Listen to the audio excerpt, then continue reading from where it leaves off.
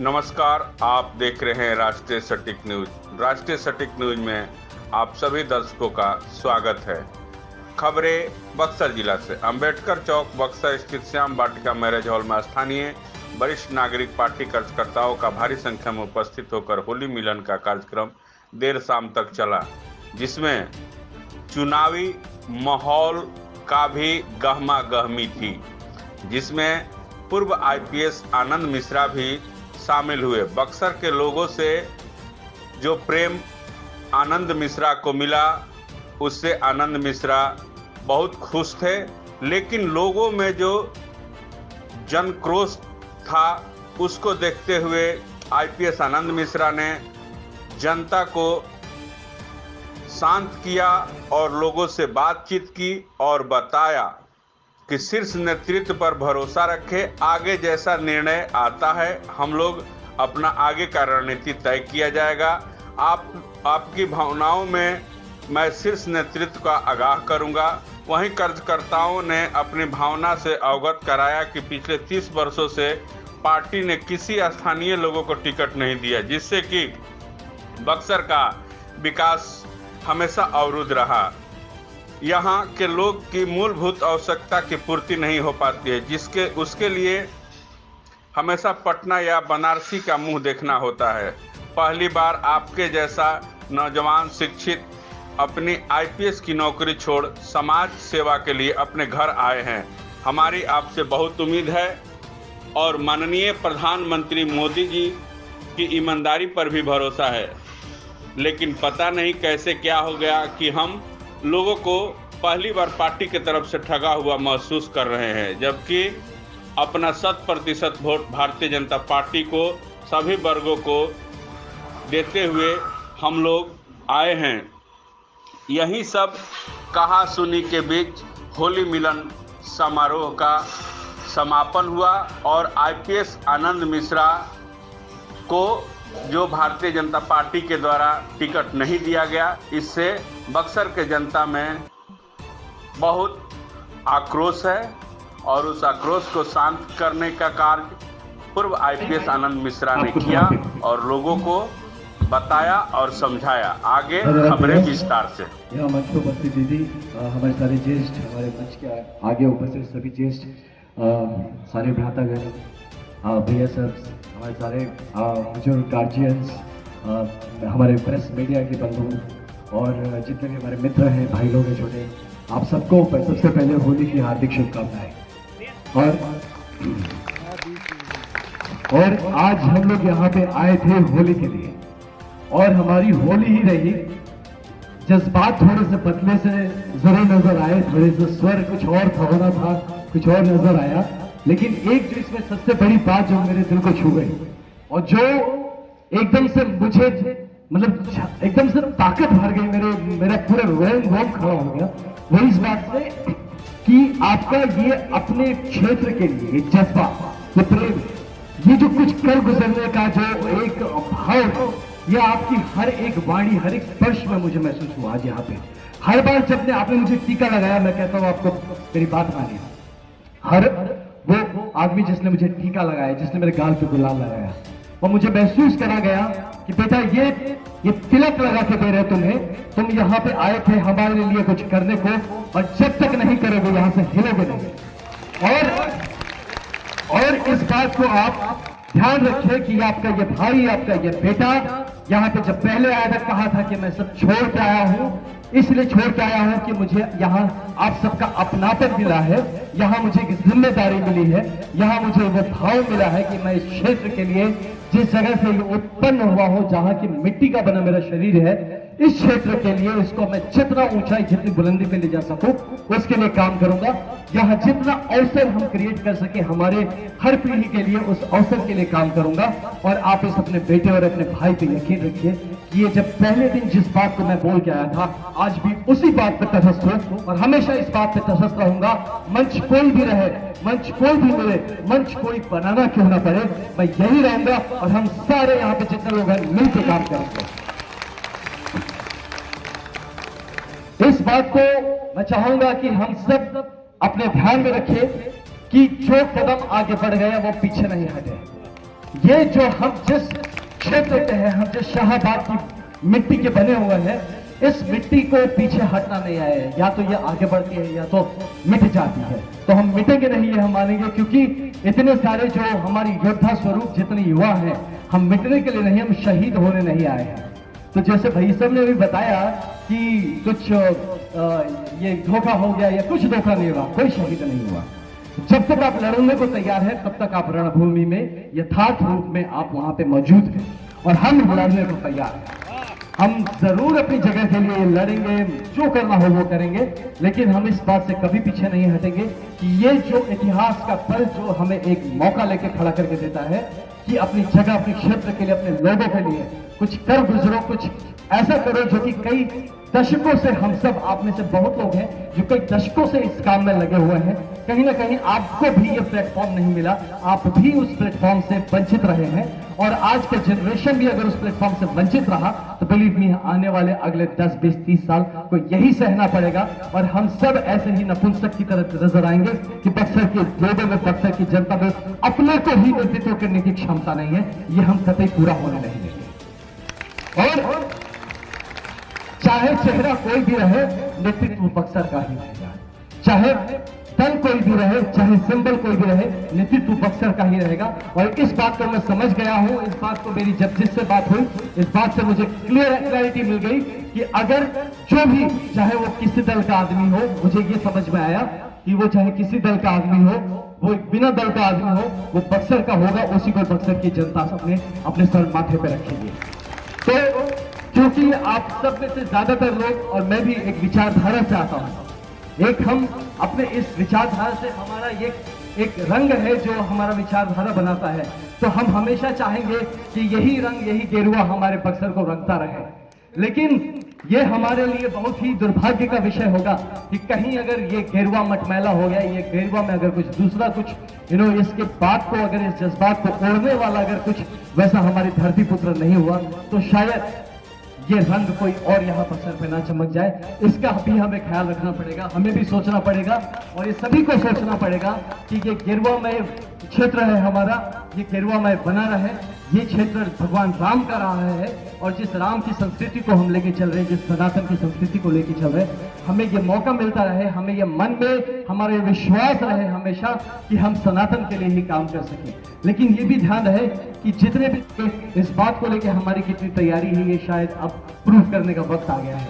लेकिन कुछ भी हो, एक बात मैं आपसे लास्ट बोलना चाहूंगा, और ज्यादा इसके बारे में चर्चा हम अलग रूप से करेंगे। हम यहाँ पे एक समूह की तरह हम जुड़े हुए हैं, और मैं जानता हूं कि मेरे साथ कई हजार, शायद कई लाख लोग साथ में खड़े हुए हैं, जिससे मेरे मैसेजेस आ चुके हैं, और कल से मैं कई हजारों लोग से मिल चुका हूं जो कि एक ही बात कहते हैं कि भैया आप पीछे मत हटना। और मैं आपको ये वचन देता हूं इस बात को कि आपका ये भाई, आपका ये बेटा पीछे नहीं हटेगा।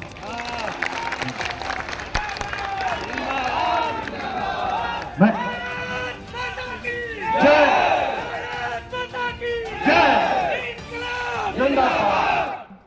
ये आपका भाई, ये आपका बेटा आपके लिए जब आया, जिस दिन पहले दिन मैंने बोला कि मैं सब छोड़ के आया हूं, मैं सच में जिसको कहते हैं सैक्रिफाइस अगर दिखता हो किसी को, तो सच में एक बहुत ही पुख्ता एक पोजीशन, एक पोस्ट, अपनी जिंदगी, अपना करियर छोड़ के आया हूं। इस भाव से मैं छोड़ के आया था, और अभी आया हूं, था कहना ठीक नहीं होगा, कि एक देश में एक विजन है, इस देश में जो नेतृत्व जिसको मैं भी आइडियल मानता हूं, है ना, कि उस नेतृत्व से प्रभावित होकर आया, कि उस नेतृत्व का जो विजन है उसको इस ग्राउंड पे चलाने के लिए, इस पे तटस्थ तरीके से इन्फोर्स और इंप्लीमेंट करने के लिए शायद एक उस तरह का इफेक्टिव यहाँ पे सिपाही की भी जरूरत होगी। मुझे लगा कि शायद मैं एक वैसा सिपाही साबित होऊंगा जो कि उस बड़े विजन को, जो कि 2047 की हमारे विकसित भारत की बात होती है, तो उसमें हमारा विकसित बक्सर को भी जिस तरीके से मेहनत करना पड़ेगा, उसको कहीं ना कहीं मैं शायद एक नेतृत्व दे पाऊंगा। इस भाव से आया था, इस भाव से हूं, और मैं जरूर कोशिश करूंगा कि वो जो विजन है वो जब बन रहा हो, तो मुझे नहीं पता कि हमारे कौन से नेतृत्व हमें कौन करेगा और वो कितना तटस्थता से अपने नेतृत्व कर पाएगा, लेकिन मैं जरूर आप लोगों के साथ, और आप सभी मेरे साथ खड़े रहेंगे। ये जो विजन 2046 है, ये जरूर पूरा होगा, और ये बक्सर में जरूर पूरा होगा। इसके लिए चाहे हमें जो करना पड़े हम करेंगे।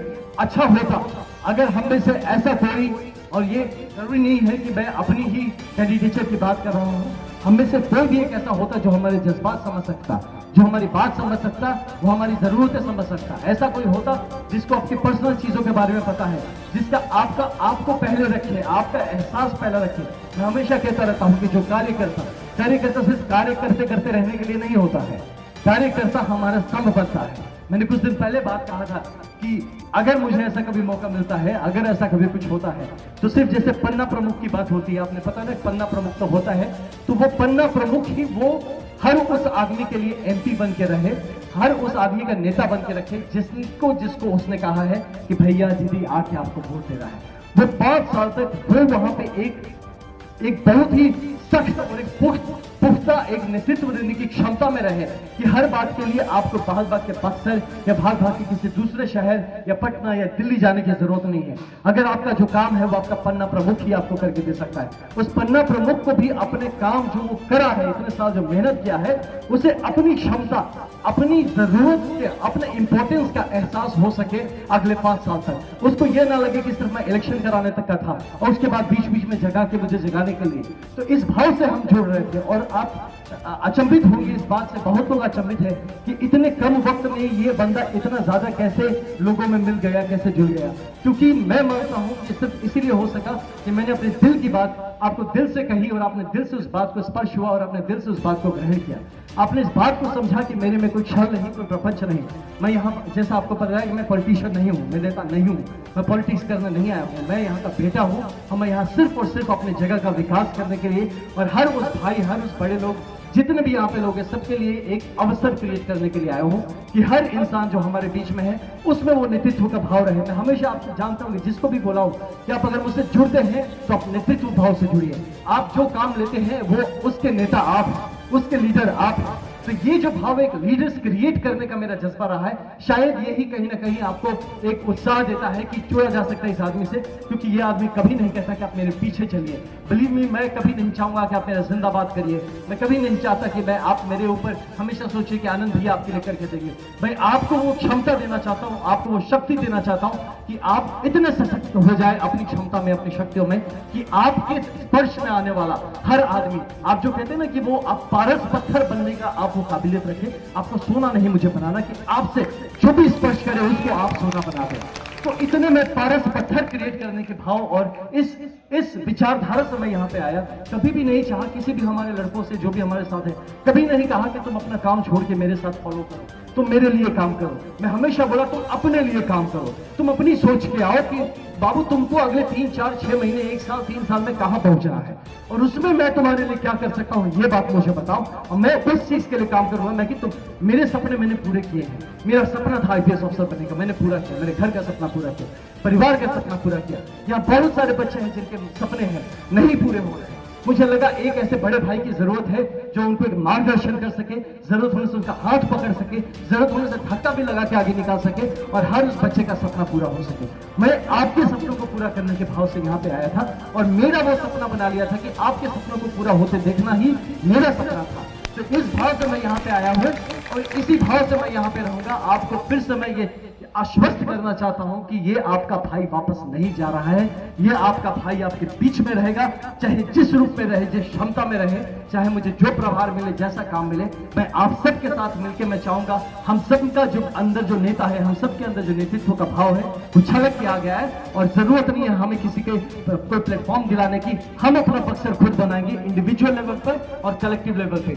इस बात में अगर आप सब सहमत हैं, अगर इस बात से कि हम सब नेता है यहाँ के और हम नहीं निर्भर होते हैं कि कौन हमारे बाहर से आके या कहीं से आके हमें नेता के रूप में मिलता है, हम यहाँ का नेतृत्व खुद करेंगे। हम जिस जगह पे है, जिस क्षेत्र में है, वहां का नेतृत्व भाव हम खुद। अगर इस बात पर सहमत है तो ये पूरा जगह गूंज जाना चाहिए भारत माता की जय के साथ। 3 बार हम कहेंगे भारत माता की, भारत माता की, भारत माता की।